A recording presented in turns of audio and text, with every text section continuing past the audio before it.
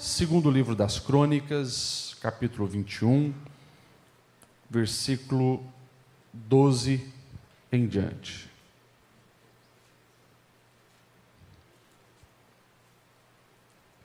Os irmãos acharam? Qualquer coisa está na tela para você acompanhar. A minha versão, eu creio que é a mesma que está ali na tela, a NVI. O texto, então, segunda Crônicas 21, verso 12 em diante, diz: Então Jeorão recebeu uma carta do profeta Elias, que dizia: Assim diz o Senhor, o Deus de Davi, o seu antepassado. Você não tem andado nos caminhos de seu pai Josafá, nem de Asa, rei de Judá, mas sim nos caminhos dos reis de Israel, levando Judá e o povo de Jerusalém a se prostituírem na idolatria, como a família de Acabe. E ainda assassinou seus próprios irmãos, membros da família do seu pai, homens que eram melhores do que você. Por isso, o Senhor vai ferir terrivelmente o seu povo, seus filhos, suas mulheres e tudo que é seu. Você ficará muito doente. Terá uma enfermidade no ventre que irá piorar até que saia os seus intestinos. Amém? Você pode se assentar. Meu Deus, pastor Ledial, mas que leitura foi essa? Coisa terrível. A palavra de Deus, ela é tão maravilhosa que ela não escondeu algumas informações extremamente necessárias e importantes para nós, para que cresçamos, amadureçamos e vivamos os propósitos de Deus. Inclusive, Deus, Ele fez muitos alertas, e também através da vida dos profetas, através das histórias que chegaram até nós, e aqui nós estamos diante de um recado, uma mensagem, uma carta de Deus para um dos reis de Judá. E baseado nessa carta que nós lemos, que é uma carta que eu não gostaria de receber, eu gostaria de falar disso, a mensagem de Deus que eu não queria receber. E se eu perguntar aqui, sei que todos também vão afirmar: eu também, pastor Lediel, não queria receber uma carta dessa. Meus irmãos, tem muitas pessoas que buscam mensagens de Deus. Eu queria que Deus falasse comigo, queria receber uma mensagem de Deus. Mas depende da mensagem, olha, é complicado. Aquela mensagem, por exemplo, que o rei Belsazar vai receber, Mene, mene, tekel, parsim.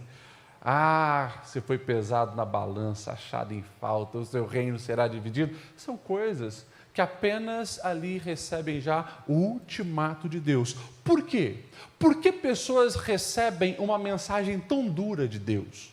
Uma mensagem de tão confronto, e ali Deus está dizendo do que vai acontecer e coisas terríveis que virão. Sabe por quê? É porque outras mensagens, outros recados, outras experiências e vivências já foram negligenciadas. Presta atenção no que esse pastor está te falando. Ninguém recebe um recado de justiça de Deus como esse, sem antes ter recebido ao longo da vida muitos alertas, muitas orientações, muitas experiências para que se arrependesse e levasse a sério a sua vida, a sua jornada terrena, respeitando as orientações do Eterno. Quando nós olhamos para o contexto, e eu quero aqui rapidamente explicar para você o que está acontecendo, nós já estamos no período do reino dividido. Você conhece a história, depois de Saul, depois de Davi, depois de Salomão, os reis que estiveram ali, o reino unificado, nós vamos ver com Roboão o reino dividido. Então nós vamos ter reino do norte, nós vamos ter reino do sul, nós vamos ter muitos reis surgindo. Do norte nós vamos ter praticamente todos eles péssimos. Do sul ainda se salva mais ou menos uns 8 reis. Os 8 reis foram bons e os restos foram todos maus. E a Bíblia vai nos dizer, e essa carta também nos diz, eu quero destacar aqui, olha só, o chamado de Deus através ali do profeta Elias, começa dando esse ultimato a Jeorão, dizendo: ei, presta atenção, você não tem andado no caminho do seu pai Josafá, Asa ou da descendência de Davi, a qual você é. Você não tem respeitado isso, você não tem feito isso. Nós vamos saber, por mais que ele receba o reinado por ser o filho mais velho de Josafá, esse camarada, ele comete um erro, e aqui eu gostaria então de trazer algumas aplicações para você. Ele comete alguns erros terríveis que nós não podemos cometer na nossa jornada terrena, para que jamais venhamos receber uma carta de justiça como essa sobre nós, na nossa vida. O que Jeorão fez que trouxe essa indignação de Deus sobre ele? Primeira coisa que fica claro aqui no texto, quando nós olhamos para essa carta, é que Jeorão, ele permitiu que o mal influenciasse mais a sua vida do que o bem. E olha que ele não teve falta de oportunidade de ter boas convivências ao seu redor. Quando nós vamos olhar para a palavra, nós vamos ver o pai dele, Josafá, sendo um excelente rei. Não foi um rei perfeito. A Bíblia mesmo diz, olha, ele lutou contra a idolatria, ele se esforçou para que a justiça fosse implementada, por mais que ainda ficou alguns postes ídolos, Josafá, de ponta a ponta do seu império, buscou implantar a palavra de Deus, seguir os preceitos de Deus. E eu fico imaginando, esse menino, vendo o seu pai governar, ele e os seus irmãos foram crescendo, se tornando homens, e o pai sempre lutando pela justiça, lutando para honrar a palavra do Senhor. Ele viu o seu pai orando, invocando a bênção dos céus e Deus intervindo, trazendo livramento para ajudar. Tudo isso esse moço presenciou. Ele teve muitas oportunidades, ele recebeu muita vida, muita orientação, muito milagre ele contemplou. Porém, o que ele fez? Em vez de absorver aquilo que ele recebeu já dentro de casa do seu pai, ele começou a flertar com a perversidade de fora. Ele começa a olhar para o reino do norte.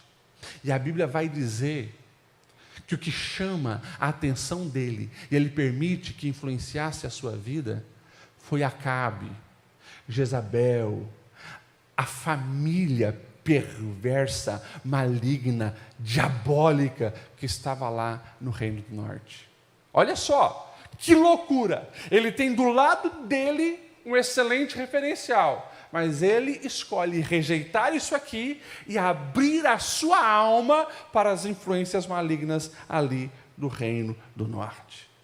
Se não bastasse essa admiração, obsessão, influência que ele recebe de lá, ele decide firmar aliança com a malignidade. Presta atenção nisso. Porque se não bastasse de agora imitar o comportamento de Acabe e Jezabel, ele agora vai fazer uma aliança se casando com a filha de Acabe. Ele se casa com Atália ou Atalia, dependendo da versão. Uma mulher maligna, uma mulher perversa como a sua mãe. E ele agora está aliançado com o mal.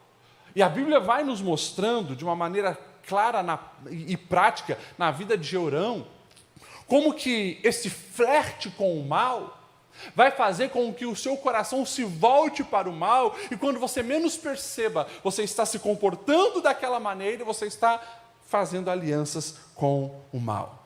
Quando nós olhamos para a palavra de Deus, nós vamos ver algumas coisas sobre essa mulher com quem ele se casa.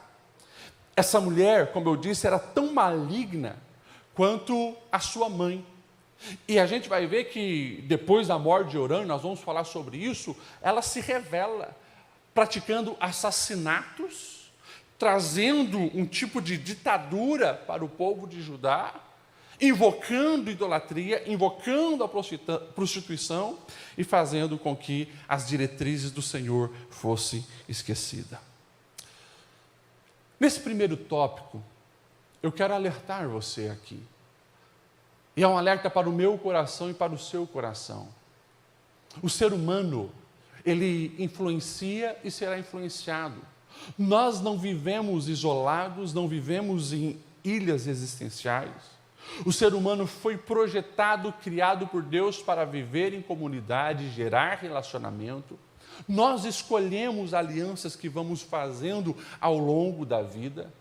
E claro, nesse mundo digital que nós vivemos, as ligações de opções de conexões aumentou significativamente. Você imagine, uma pessoa há 50 anos atrás, lá no tempo dos nossos avós, essa pessoa ela tinha influência das pessoas do seu bairro, da sua vila, da sua cidade. Se era uma cidade pequena, era isso ali que ele conhecia de realidade. No máximo, ouvia alguma coisa no rádio, estava surgindo lá essa tal de televisão, e tinha um pouquinho de noção de outras opções. Hoje, uma criança, ela tem um mundo na palma da sua mão. E a quantidade de opções de fazer conexões malignas são enormes. Nós temos opções de fazer conexões malignas enormes, mas precisamos vigiar para estar obedecendo a palavra de Deus e saber escolher aonde vamos conectar os nossos corações. Lembrando que essa conexão, ela é resultado de uma admiração, de um flerte que eu vou mantendo. Essa semana, mais uma vez, tristemente mais uma vez, no meu gabinete, uma mãe desesperada, uma mãe chorando, uma mãe se derramando em lágrimas. Por quê, pastor Lediel? Mais uma vez, filhos usando o celular para conexões malignas. Você parou para pensar o que se passa no coração de uma mãe que descobre que a sua filha de 14 anos está há 1 ano e meio mandando fotos íntimas para uma pessoa que ela nunca viu na vida, um perfil de alguém que diz gostar dela, amar ela, mas ela nunca viu presencialmente. Você parou para pensar isso? Que absurdo, mas é o que está acontecendo. É o que está acontecendo. E sabe o que é isso? Eu vou dizer o que é isso. É resultado de uma geração que tem flertado com referenciais malignos, perversos. É uma geração que tem permitido com que vozes de influencers, youtubers, pessoas que não seguem a Deus, pessoas que estão procurando like, pessoas que muitas vezes têm aliança com Satanás, esteja ali derramando veneno na sua alma, está ali recebendo. Pastor, mas essa pessoa, certamente, essa família, não é uma família que frequenta a igreja. Infelizmente, sim. Infelizmente, sim. Eu estou citando um de centenas e centenas e centenas de casos. Nós precisamos ter um cuidado para jamais abandonarmos as fontes boas que nós temos recebido da parte de Deus, através da palavra, através de anjos que Deus tem colocado ao nosso lado, pessoas abençoadas, de bom testemunho, que estão ali para nos edificar, nos ensinar. Jamais devemos trocar isso por o tanto de banalidades e futilidades que nós estamos olhando e vendo cada dia mais aumentar nesse mundo. Por favor, você que é pai, você que é mãe, esteja todo dia buscando direção do Espírito Santo, para que você viva uma vida consagrada, uma vida responsável, uma vida semelhante a Cristo Jesus, e que Deus te dê as estratégias para influenciar os seus filhos. Eu oro todo dia sobre a vida dos meus filhos, para que eles possam olhar para a nossa vida como referencial. Eu luto, como diz Paulo, eu esmurro meu corpo, para depois de eu ter pregado, eu não venha ser achado falho. Nós pais precisamos isso, mas nós precisamos também não apenas ter boas intenções, é preciso um posicionamento de fiscalização urgente. Quem os seus filhos têm contatado pela internet, o que eles estão assistindo, o que eles estão ingerindo, quais os seguidores que eles estão olhando lá, seguindo lá no YouTube. É preciso fazer esse monitoramento, porque as coisas estão pior do que a gente imagina. A palavra de Deus já nos diz, acima de tudo, guarde o seu coração, porque dele procede as fontes da vida. Por favor, não permita que qualquer desperge lixo, veneno no seu coração. Jeorão, ele estava ali recebendo o confronto de Deus, porque não guardou seu coração, não vigiou com quem ele flertava, ele aceitou as propostas diabólicas e agora está recebendo a punição de Deus. Você me entende, amém? Salmo 1 já nos alerta sobre isso. E o Salmo 1 ele vai nos dizer: bem-aventurado o homem que não se detém, não anda no caminho dos ímpios, não se detém no caminho dos pecadores, não se assenta na roda dos escarnecedores. Antes, o seu prazer está na lei do Senhor. É isso, as opções que temos todos os dias. Ou o meu prazer, a minha alegria está na lei do Senhor. A minha conversa está sobre os princípios do eterno. As alianças que eu firmo têm essa direção, ou eu estarei flertando com os ímpios, sentando em roda de escarnecedores. E aqui deixa eu falar sobre isso. Já parou para pensar nessa palavra? Escarnecedores. O que é escarnecedores? Aqueles que zombam do que é sagrado, aqueles que zombam do que é precioso, do que tem valor. E se hoje você abre um pouco a internet, você vai ver o quanto de escarnecimento tem sobre o sagrado. Falsos pastores, falsos profetas, falsos crentes e assim por diante. Daí famosos, influencers, que se dizem de Deus, mas zombam da fé, ridicularizam a família, banalizam o casamento. E deixa eu falar algo. Sim, o escarnecimento acontece em palavras, sim, é verdade, mas também através de comportamento. Um jogador de futebol muito famoso no Brasil diz ser cristão, é gospel, mas já passou por umas 30 mulheres, não construiu um casamento sólido. Isso é escarnecer do casamento. Alguém dizer que segue a Jesus, que ama a Jesus, mas pratica constantemente a imoralidade. Os vídeos que posta na internet são todos imorais, promovendo o adultério, promovendo a fornicação, promovendo a pornografia. Isso é escarnecer do sagrado. Falsos profetas que ligam uma câmera diante de si e começam a entregar profecias, e já deixa claro o Pix do lado, pedindo Pix para receber, então, para dar as profecias, e os outros pagam para receber a profecia. Isso é escarnecer do ministério profético e das mensagens de Deus. Alguém que posta uma foto com a intenção de mostrar o seu corpo, mas coloca um versículo na legenda da sua publicação para parecer que é crente. Não deixa de ser uma piriguete gospel. Isso é escarnecer do sagrado e zombar da palavra de Deus. Nós precisamos urgentemente, nos posicionar diante de tantas mazelas e entender que aquilo com o qual eu estou flertando, me alimentando, gente que eu estou ouvindo, quem eu estou seguindo, isso vai ter um impacto no meu comportamento. Nada do que chega até nós é neutro, preste atenção nisso. Nada do que chega até você é neutro. Tudo que você recebe, tudo que você ouve, tudo que você assiste, as conversas que você tem, os amigos com que você mantém contato, tudo isso influencia a sua vida. E esse pastor alerta o seu coração: por favor, não permite que tudo aquilo que está contrário à palavra de Deus seja despejado na sua mente e no seu coração. Pelo contrário, que o seu prazer esteja na lei de Deus. Porque se o teu prazer estiver na lei de Deus, ali vai ter vida, ali você vai ter boas escolhas, saber tomar as decisões corretas, ali você vai ter luz para a sua caminhada, ali vai ter preenchimento para a sua alma, ali vai ter discernimento para o agir, o falar e o pensar. A palavra de Deus é o que nós precisamos, amém? Glória a Deus.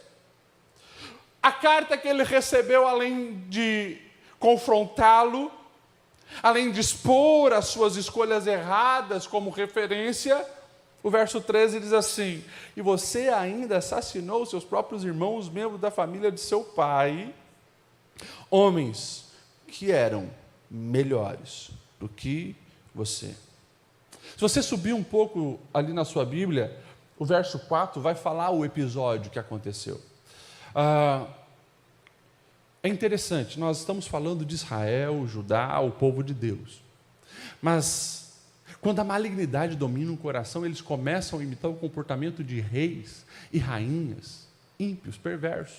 Porque se você pega a história da humanidade, você vai ver isso de uma maneira muito clara. Quando uma pessoa assumia o trono, e geralmente, ou assumia o trono quem era de sangue nobre, ou quem era influente no exército, ou tinha um cargo de influência, mas geralmente era de sangue nobre. Quando você, por exemplo, vai olhar a realidade do mundo, eu tive agora essa experiência de estar lá na Tailândia. Lá não posso falar mal do rei da Tailândia, senão eu sou preso, tá? Não estou lá, estou no Brasil, vamos se arriscar, mas não vou falar mal. Mas só vou dizer que o pai do atual rei, muito amado pelos tailandeses, ficou, acho, mais de 50, 60 anos no governo. Um rei que talvez de toda a história aí, mais moderna, que mais ficou reinando. E o filho dele agora é o atual rei. Mas a população já viu que os comportamentos são muito diferentes, porque esse atual se tornou imoral. No tempo da pandemia ali, o camarada foi para a Alemanha praticar orgias e um monte de coisa assim que assustou a população. Porém, apesar disso tudo, as pessoas ainda veem ele como uma grande autoridade por causa do sangue nobre, a qual eles consideram quase como um semideus. Isso estou falando 2024. Agora, você imagina na antiguidade. Na antiguidade, eles viam os reis e o sangue nobre como algo extremamente especial. Por que eu estou falando isso? Para que você entenda o que acontecia quando alguém assumia o trono. Ele sabia que os maiores concorrentes dele era também quem tinha sangue nobre. Por isso que muitos, quando assumiam o trono, matavam os seus familiares, aqueles que eram consanguíneos, para que não houvesse risco de disputa de poder. Só que isso era nos ímpios, isso era nos pagãos. Isso não deveria ter acontecido no meio do povo de Deus, a qual o Senhor entregava ali a direção, o Senhor escolhia os reis, o Senhor, através da casa de Davi, havia confirmado, o Senhor. Mas Jorão, não confiando em nada disso, ele vai. E olha só o verso 4 que diz assim: logo Jorão se fortaleceu no reino de seu pai, matou à espada todos os seus irmãos e alguns líderes de Israel. Todos aqueles que poderiam ameaçá-lo, ele matou. Isso fala, claro, de toda essa insegurança. E a Bíblia vai nos mostrar, através da vida de Davi, um Davi que confiava em Deus, jamais ousou em praticar coisas desse tipo, mesmo com Saul o perseguindo, mesmo com Saul desconfiado com ele, mesmo com tudo isso, Davi teve 2 vezes a oportunidade de matar Saul, mas ele sabia: quem direciona a minha vida é o Eterno. No tempo certo eu serei rei, no tempo certo a palavra que eu recebi do profeta vai acontecer, no tempo correto Deus irá me colocar no devido lugar. Então ele não dependia da ação humana, ele dependia da ação divina. Totalmente oposto agora de Jorão. Ele assumiu o trono, matou os seus irmãos para garantir o seu reinado. E agora, profeta Elias, Deus, através do profeta Elias, está mandando um recado. Os seus irmãos, que eram melhores do que você assassinou, mas o sangue deles está sendo requerido de você. Tá, pastor, o que nós podemos aprender sobre isso? Eu estou deixando bem claro aqui que Jorão está recebendo uma palavra de justiça de Deus porque ele semeou ódio e violência. Pastor Ediel, sou ficha limpa, nunca matei ninguém, graças a Deus. Então essa palavra não é aplicável a mim. Pois é, mas nós estamos em 2024. Há 2000 anos atrás, Deus se encarnou E Jesus liberou uma palavra. No Sermão do Monte, ele vai reinterpretar a lei. E a gente se assusta. Quando Jesus vai falar lá em Mateus 5:21, ouvistes falar sobre homicídio, porém eu vos digo que o matar não é só matar o corpo. Agora eu vou resumir o que Jesus disse. O matar também se fala em matar a alma.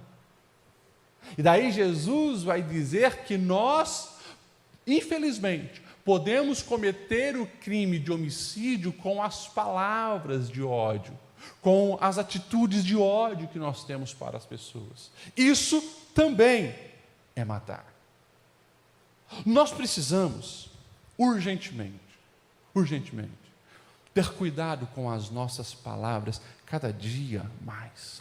Como precisamos ter cuidado com as nossas palavras. Quando eu vejo Jesus nos alertando sobre isso, eu gostaria de ler esse texto com vocês, em Mateus 12, 36 e 37. Jesus vai falar da árvore, que dá bons frutos ou mau fruto. E ele vai dizer assim: olha, vocês considerem o que eu vou falar. Uma árvore boa dá fruto bom, e uma árvore ruim dá fruto ruim, pois uma árvore é conhecida por seu fruto. E ele começa agora a acusar aqueles que estavam usando a língua para a malignidade, inclusive para ofender o ministério de Jesus, dizendo que ele fazia milagre por demônios. Olha só o que Jesus vai dizer: ô raça de víboras, como podem vocês que são maus dizer coisas boas? Pois a boca fala do que está cheio o coração. Ou seja, Jesus está deixando bem claro, palavras não são só palavras. Palavra está revelando a sua essência. Aquilo que você tem nutrido o seu coração, a sua mentalidade, isso é o que vai sair pela sua língua. Portanto, guarde esse coração. Jesus continua: o homem bom, do seu bom tesouro tira coisas boas. O homem mau, do seu mau tesouro tira coisas más. Mas eu digo que no dia do juízo, e presta atenção nisso, no dia do juízo, os homens haverão de dar conta de toda palavra inútil que tiverem falado. Pois por suas palavras vocês serão absolvidos e por suas palavras serão condenados. Misericórdia de mim, Jesus. Misericórdia de nós. Você já parou para levar a sério as palavras de Jesus? Eu não estou aqui dizendo que é a palavra do Lediel, do João, do Aguiar. Não. Gente, é Jesus que disse: no dia do juízo, vocês haverão de dar conta de cada palavra que saiu da boca de vocês. E essas palavras, Jesus está dizendo, vai ter o poder de ou te absolver ou de te condenar. Precisamos guardar as nossas palavras. Precisamos cuidar para não cometer assassinato de alma, de sonhos, de projetos, através de palavras. Você está me entendendo, irmão?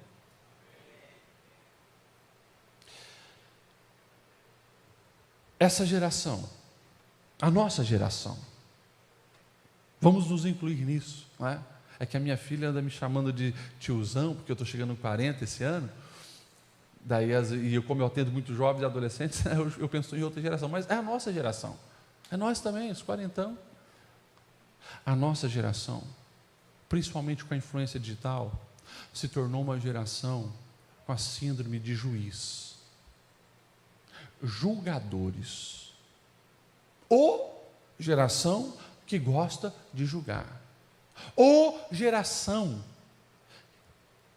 que não faz nada de útil, passa o dia consumindo séries Netflix, perdendo tempo em jogo virtual, conversa inútil no WhatsApp, mas são os primeiros que julgam seus pais.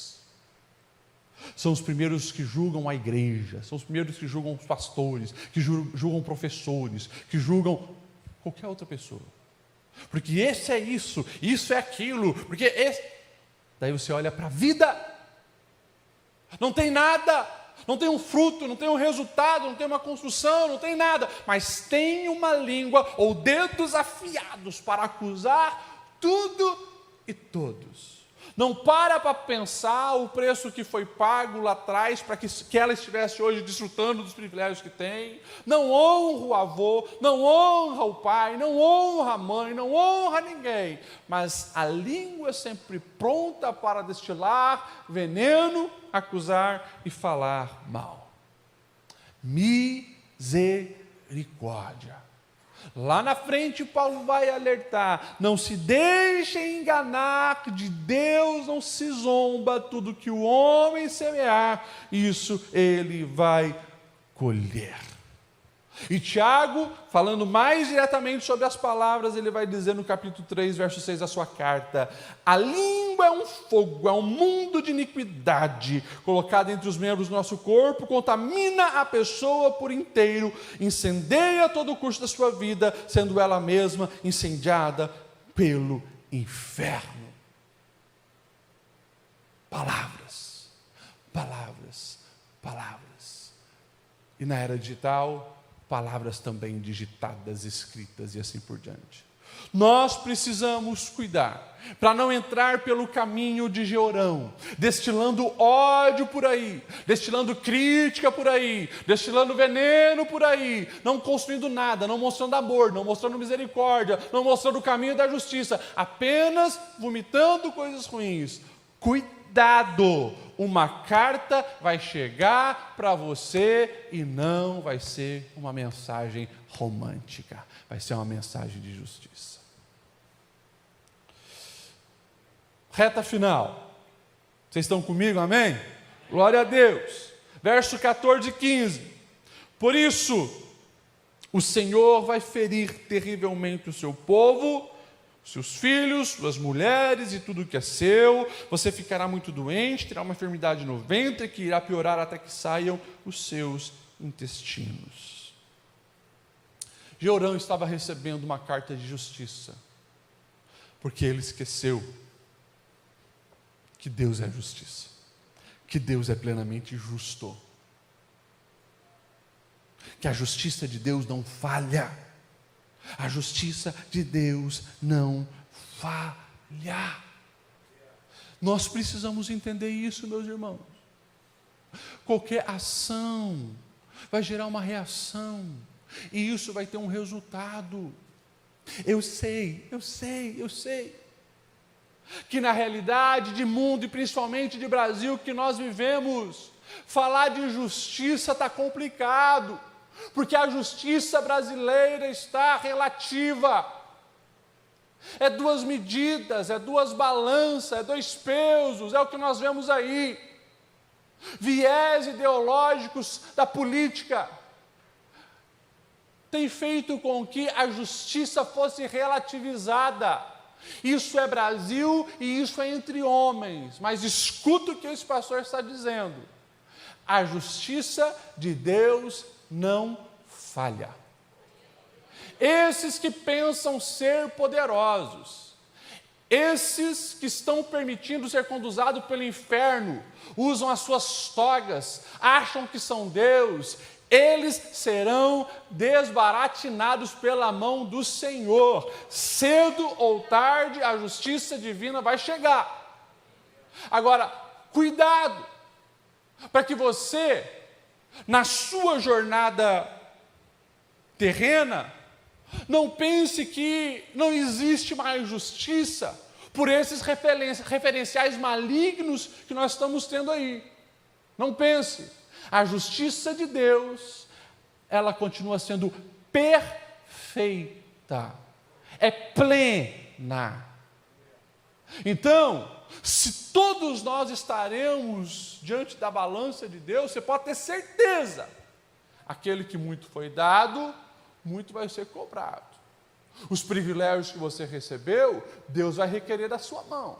Nós estamos diante de um homem, que o texto mesmo disse, os seus irmãos eram melhor que você, mas por você ser o mais velho, você recebeu o trono. Você assassinou eles, você trouxe prostituição, você fez aliança com o mal. Agora, a conta vai chegar. E Deus especificou. Deus especificou: o povo será terrivelmente ferido, a sua casa vai padecer, e você no seu corpo também vai padecer. Que coisa terrível. Paulo, quando ele vai falar da justiça de Deus, ele diz em Romanos 2,6: Deus retribuirá a cada um conforme o seu procedimento. Por favor, se você não memorizou nada do que esse pastor falou hoje, saia com isso no seu coração. A justiça de Deus é plena e Deus vai retribuir cada um de acordo com o seu procedimento. Meu irmão, eu sei que às vezes na jornada terrena com esse mundo maligno, ínico, parece que não é bem assim, mas só parece, porque isso aqui não falha. Eu fico pensando, como que Jeorão, que viu o pai dele, quando era rei, esse camarada, ele foi de ponta a ponta do seu governo, estabelecendo juízes, porque a justiça também estava totalmente deturpada. Ele colocou juízes e ele deu uma ordenança para o juiz. Está lá em 2 Crônicas 19, verso 7, ele diz assim: agora que o temor do Senhor esteja sobre vocês, julguem com cuidado, pois o Senhor, o nosso Deus, não tolera nem injustiça, nem imparcialidade e nem suborno. Isso foi o que o pai de Jeorão falou para os juízes. E eu imagino as conversas em casa. Josafá dizendo: eu vou estabelecer juízes em todo o reino, porque eu ouvi dizer que aquele juiz lá está com balança alterada, está aceitando suborno, está favorecendo o X. Eu imagino essas conversas na mesa. E Jeorão esqueceu tudo isso. Agiu de maneira corrupta, maligna, totalmente contrário àquilo que Deus havia estabelecido. Mas agora a justiça de Deus está sobre ele. Um sábio dizia: não há erro maior do que esquecer que cada ação é um eco no tempo, que retorna com a mesma intensidade com que foi emitido. Pastor Lediel, e se cumpriu? A profecia se cumpriu, a carta do profeta Elias se cumpriu. Como que foi o resultado de tudo isso? Está lá a partir do verso 16. O Senhor despertou contra Jeorão a hostilidade dos filisteus e dos árabes que viviam perto dos etíopes. Eu quero que você preste atenção nisso aqui. Preste bastante atenção no que eu estarei lendo aqui. Porque Deus é Deus. Deus é Deus. E Deus é soberano. Deus é soberano. Nós estamos falando de reis, de povos, e agora, Deus está, olha o que a Bíblia está dizendo, Deus está despertando nos outros povos uma hostilidade contra Jeorão. Que coisa terrível. Mas olha só o poder de Deus. O texto diz assim, verso 17: eles atacaram o reino de Judá, invadiram-no, levaram todos os bens que encontraram no palácio do rei e também suas mulheres e seus filhos. Só ficou Acasias, que era o filho mais novo. Depois de tudo isso, o Senhor afligiu Jeorão com uma doença incurável nos intestinos. Algum tempo depois, ao fim do 2º ano, tanto se agravou a doença que os seus intestinos saíram e ele morreu sofrendo dores horríveis. O seu povo não fez nenhuma fogueira em sua homenagem como havia feito para os seus antepassados. E olha aqui, olha o verso 20, olha o verso 20. Que talvez, podemos dizer que, não sei, talvez é um dos versículos mais tristes da Bíblia. Alguém que ocupou um cargo de destaque no meio do povo de Deus, e o final dele foi assim: Jeorão tinha 32 anos de idade quando começou a reinar, reinou 8 anos em Jerusalém, morreu sem que ninguém o lamentasse. Morreu sem que ninguém o lamentasse. Na versão Almeida diz assim: foi sem deixar saudade. E foi sepultado na cidade de Davi, mas não no túmulo dos reis. humilhação, vergonha e desonra pautaram o reinado, a vida dele, e nós estamos aqui 3.000 anos depois praticamente falando desse camarada como referencial negativo, para não seguir o exemplo, porque ele fez tudo contrário aos ensinamentos do Senhor. A justiça de Deus não falha. E Jeorão viu a mão do Senhor pesando sobre ele. Meus irmãos, tem algumas pessoas que hoje nós percebemos, é o relativismo bíblico, não conhecem a Bíblia. E se você ler uma passagem bíblica dessa para uma pessoa, ela vai ficar tão assustada que ela vai entrar em algumas heresias. Heresias dizendo, não, mas então esse Deus do Antigo Testamento não pode ser o mesmo Deus do Novo Testamento. Porque para essas pessoas, Deus é apenas amor. Deus é amor, Deus é amor. Sim, é verdade. Deus é plenamente amor, mas Deus também é plenamente justiça. E quando Ele decide pesar a sua mão, ai deste. Não, pastor, mas eu sou da ideia do tempo da graça. Tempo da graça. Não tem problema que você goste do tempo da graça. As palavras que Jesus falou, todas elas, quando Jesus falou do inferno, podemos dizer, tempo da graça. Um Ananias e uma Safira foram fulminados pelo Senhor no tempo da graça. É graça. Mas não banalize a graça. Porque sim, a graça fala do amor, da misericórdia de Deus, mas também fala da ira de Deus para aqueles que não aceitam essa graça sobre a sua vida. Nós precisamos nos posicionar diante da nossa jornada terrena, para que o caminho de Jeorão seja evitado. Meus irmãos, não viva de maneira irresponsável. Não viva e não dê um passo sequer sem o temor do Senhor, sem a presença do Senhor, sem ter o Espírito Santo na sua vida. A conta chega para todos. Paulo escrevendo aos Romanos, capítulo 14, verso 12, assim cada um de nós prestará contas de si a Deus, falando das consequências. Olhando o texto que nós estamos lendo aqui, também fica muito claro, a partir do momento que eu escolho o caminho de morte, o caminho do pecado, o caminho do erro, eu estarei também impactando aqueles que estão comigo. O pecado que você pratica não vai destruir apenas a sua vida, vai destruir a sua casa, a sua família, o seu casamento, os seus filhos, os seus pais, vai prejudicar toda a sua casa. Não é isolado, você não está sozinho. Quando a bomba chega em você, vai acertar também todos aqueles que estão contigo. E por favor, viva a vida para deixar um legado de bênção, para não ser um Jeorão.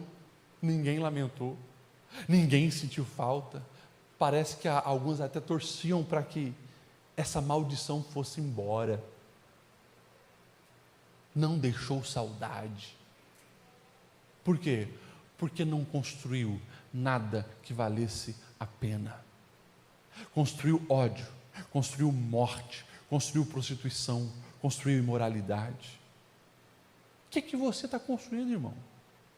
O que eu estou construindo? Nós precisamos olhar no espelho da vida e entender que nós vamos passar. Eu e você temos os nossos dias contados aqui na jornada terrena. Não, pastor, ainda estou novo, nem cheguei nos 30 ainda. Pois é, tem um monte de gente morrendo abaixo dos 30. Mas que nós possamos ser pessoas que, independente o dos dias que nós vamos ter na terra, a idade que nós vamos embora dessa terra, que nós possamos, enquanto tivermos o fôlego de vida, honrar ao Senhor, amar pessoas, proclamar a verdade, viver a justiça. Meus irmãos, é isso que nós precisamos fazer.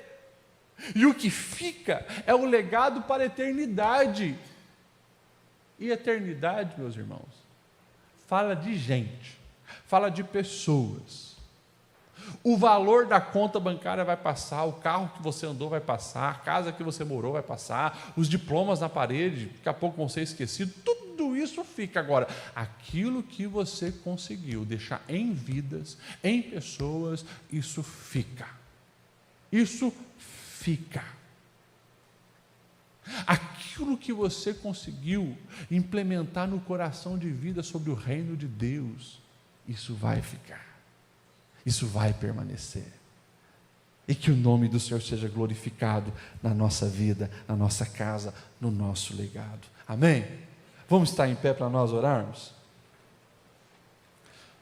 Amém, meus irmãos? Alguém quer receber uma carta dessa? Não. Cartas. No tempo da graça nós temos cartas. As cartas do Apocalipse estão lá. E também foram cartas de confronto.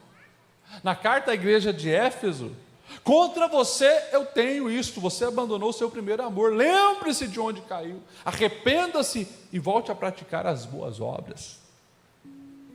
Carta. Uma carta para a igreja de Pérgamo.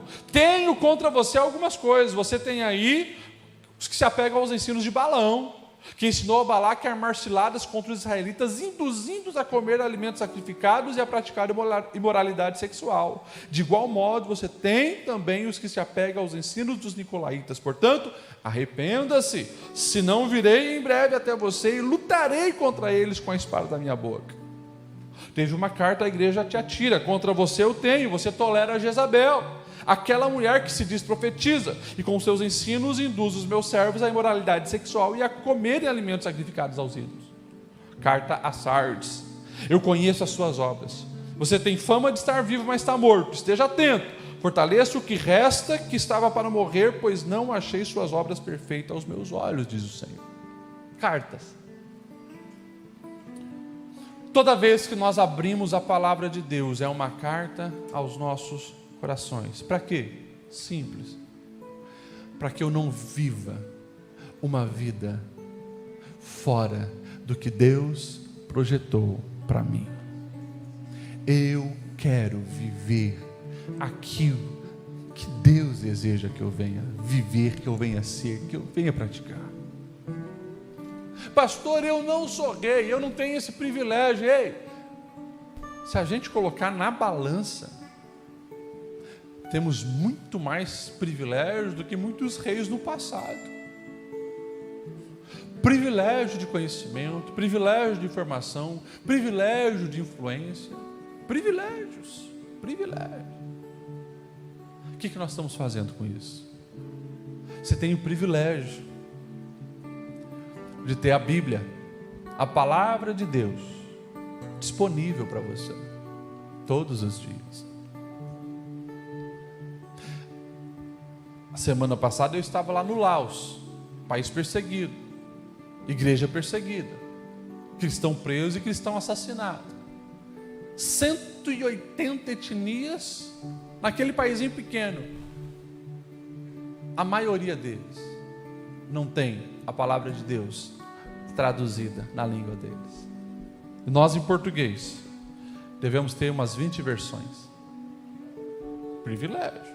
O que você tem feito com esse privilégio? Esse privilégio de poder adorar o Senhor, servir ao Senhor, falar de Jesus a hora que você quer, como você bem entender, privilégio. O que você tem feito com esse privilégio? Parou para pensar que privilégio que nós temos de chegar, entrar nesse lugar, levantar a mão, aplaudir o Senhor, cantar louvores, sem ter polícia fiscalizando.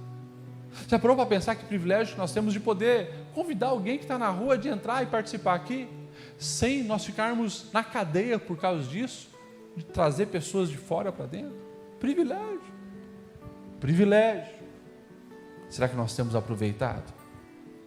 Meus irmãos, eu não quero receber essa carta de confronto do Senhor. Eu quero ouvir uma voz dizendo: servo bom e fiel, bem-vindo. É isso que eu quero, é por isso que eu luto. Então nós precisamos, meus irmãos, nos posicionar em rendição ao Senhor, vigiar o tempo todo, vigia. O inimigo é muito sutil em querer te influenciar e te levar a criticar, murmurar, fofocar, se prostituir, mergulhar na imoralidade, ser corrupto. E ele ainda diz: olha, está todo mundo fazendo. Não. Se os outros povos estão fazendo, são os outros povos. Nós somos a raça eleita, nós somos povo escolhido, nós pertencemos ao Senhor, nós somos diferentes. Eu e você somos diferentes. Feche os seus olhos, quero orar por você. Obrigado, Jesus, pela tua palavra. Obrigado, Jesus, por essa história que nos traz um alerta. Nós não queremos, Senhor, jamais viver nesse padrão tão baixo como Jeorão escolheu viver. Nós não queremos, Senhor, perverter a nossa mente, o nosso coração flertando com o mal. Nós repudiamos e rejeitamos a casa de Acabe. Nós rejeitamos a imoralidade de Acabe e Jezabel. Nós rejeitamos os princípios de Acabe e Jezabel. Nós não faremos aliança com a Thalia. Nós não nos aliciaremos com o mal. Nós já selamos, Senhor, a nossa aliança com os céus. E queremos a vida que os céus têm para nós. Nós queremos seguir os princípios da palavra, as ordenanças da palavra, os ensinos do Mestre Jesus. Nós queremos viver uma vida em temor ao Senhor, seja no falar, no agir, no proceder, no caminhar. Nós queremos ser parecidos com Jesus. Deus, pedimos a condução do Espírito Santo para nos fortalecer e nos ajudar todos os dias a nos livrarmos do caminho mau, dos caminhos perversos, dos convites malignos. Dai-nos discernimento, dai-nos sabedoria, e que possamos ser relevantes, que possamos ser abençoadores, promotores da justiça, da paz, do amor, da misericórdia. Que possamos, Senhor, viver vidas de acordo com a restauração que já aconteceu na nossa alma. É assim que eu peço a tua bênção sobre a tua igreja, no nome de Jesus. Amém.